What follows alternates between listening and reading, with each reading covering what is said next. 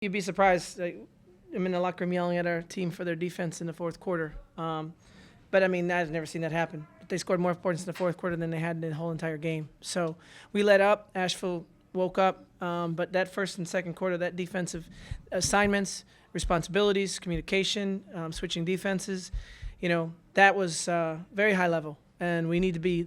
I started to feel like we were getting ready a little bit for the ACC because we knew what was the most important thing. We had done a breakdown on Asheville, and their two losses, they scored 39 points on an average, and then their wins, they were over 75. So there was nothing to talk about offensively. It was all about, you know what, keep this team under 40, and you're going to beat them. So I think that was a heck of a statement. Then I also, my starters were very unselfish and very efficient. 61, I think they were about 61% from the field in the game. Really finding the extra pass, lowest turnovers of the year, best assist-to-turnover ratio on the year. So we played great defense, and then we were mature on the offensive end, and then until the fourth quarter. But I'm really happy with that effort. To be able to set the tone for the weekend with a performance like this, Yeah. How do you just make sure that they carry it over into tomorrow? Yeah, that December 21st games are always, they're especially when they're early. So they're stretching, talking about their flights and stuff, and you gotta keep them focused. Washington State will take care of that for us by the way they'll perform tonight. They are high level, really different. They're going to move the ball off the pass. Asheville was a lot more off the bounce. They got great size. Our physicality will mean nothing to them. All right, our size will mean nothing to them. They've played a great schedule. They play in a great conference. So, nothing cute, nothing like we're not going to get away with anything against them. We're going to play very, very disciplined, and the ball's going to have to move a little bit faster for us to beat them than it did today. You touched on the defense, obviously to hold a team scoreless in a quarter and to single digits and a half.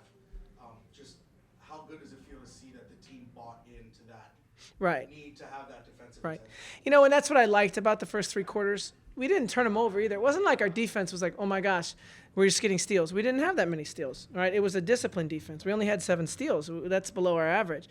So it wasn't like we played a lower or weaker opponent, not by any stretch of the imagination. We just defended the rim, and we wanted to stay between them and the basket and make them shoot over us. And we actually held and were disciplined until that fourth quarter. I thought we did a great job. And you can see what Asheville's capable of because in the fourth quarter, when we gave them lanes, we didn't play team D, and we were doing a lot of one-on-one stuff. They beat us, and they're going to beat a lot of people. They're a talented group. We made them look really disjointed in the first half when we switched our defenses. One of the things you had mentioned was the assist-to-turnover ratio, Yeah. limiting those turnovers. How encouraging is it not only to see the defense improving, but even the offense as you're getting closer to conference? Well, Micaiah and Beatrice, so there are, those are the two kids I brought to media day. I mean, they're where you start to scout, and their numbers had to go up. Their efficiency numbers had to go up. So during this break, we've had a lot of film, a lot of teaching, a lot of finding, and so much of Micaiah's numbers are, well, are you setting a good screen for her? I mean, we set a ball screen for Micaiah, and everyone goes, oh, it's Micaiah, she'll score. No, we cleaned up our screening. We cleaned up our timing for Beatrice. We cleaned up our, 2 passes away for Beatrice. So, and I thought Beatrice and Micaiah picked their spots beautifully tonight. Really high-level stuff.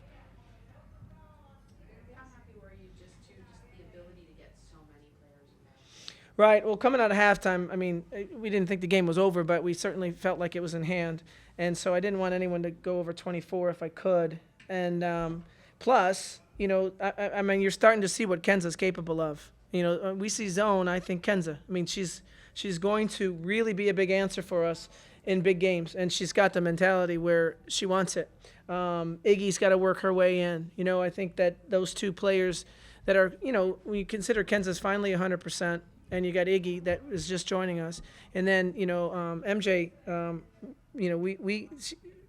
I hope she plays tomorrow, but that's where we're at. So that she has an injury. So, there were a lot of minutes for some people that play. Sydney Roby, I thought, even though I joked about her and Bree getting a double-double, they combined 10 fouls and 10 points together.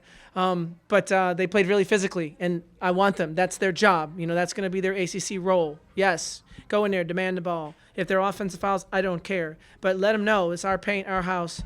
Take care of business for us.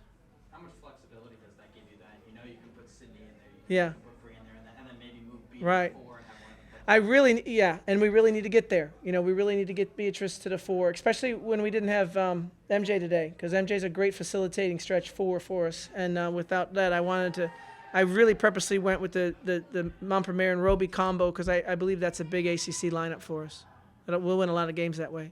Anything on the sweater selection tonight? Fa la la llama is all I can say. I don't know who won. A couple losers maybe. I don't know if we actually had a winner in the contest today.